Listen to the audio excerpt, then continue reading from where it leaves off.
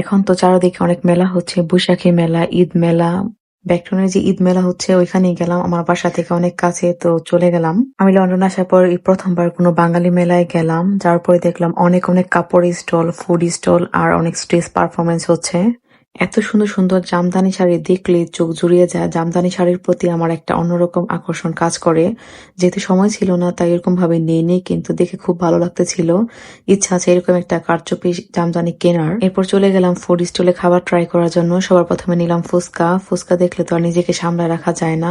অনেক ধরনের হোমমেড খাবার ছিল, পিঠা, তারপরে ফুচকা, চটপটি, হালিম, অনেক খাবার। মেলাতে শাড়ি, জামার পাশাপাশি অনেক জুয়েলারিও ছিল, কিন্তু আমার চোখ আটকে যায় এই চুড়ির দিকে। এত সুন্দর চুড়ি! এখন তো রেশমি চুড়ি অনেক ট্রেন্ডে আছে, আমার কাছে অ্যাকচুয়ালি ছিল না।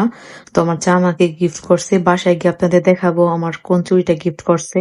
এরপর দেখলাম এই দোকানটাতে এই শাড়িগুলা, এগুলোর নাম কি আমি জানি না, বাট দেখে ভালোই লাগলো, এজন্য আমি অনেকটা ক্লিপ নিলাম।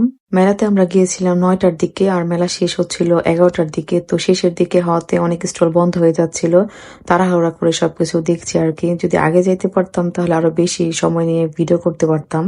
তারপর এই দোকানটাতে হলুদ কালারের জামদানির দিকে পুরা চোখটা আটকে গেল। এত সুন্দর কালার, যে পরবে তাকেই মানাবে। কালারটা অনেক বেশি সুন্দর, দেখলে আপনারা বুঝতে পারবেন। মাস্টার্ড ইয়েলো কালার বলে মনে হয় এটাকে। এত বেশি সুন্দর, ব্ল্যাক কালারটাও সুন্দর ছিল। আর এই শাড়িটা আমার সবচেয়ে বেশি পছন্দ হয়েছে। আমরা ফুচকা, ঝালমুড়ি, মিষ্টি, পিঠা অনেক কিছুই ট্রাই করছি, কিন্তু এরকম ভাবে আর ক্লিপ নেওয়া হয়নি। একটা মিষ্টির দোকান ছিল, ওই দোকানের মিষ্টি এত বেশি মজা।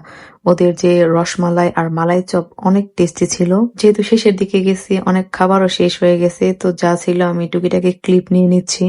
আমি আসলে দোকানে বেশি ঘুরছি, তেমন একটা স্টেজ পারফরমেন্স দেখা হয়নি। এই তো বাসায় এসে আপনাদের দেখাচ্ছি। এই চুড়িটা আমার যা আমাকে গিফট করছে, ওকে অনেক ধন্যবাদ। আর আপনাদের কার কাছে এই চুড়ির কালেকশন আছে অবশ্যই কমেন্ট করে জানাতে পারেন। Thank you for watching my video.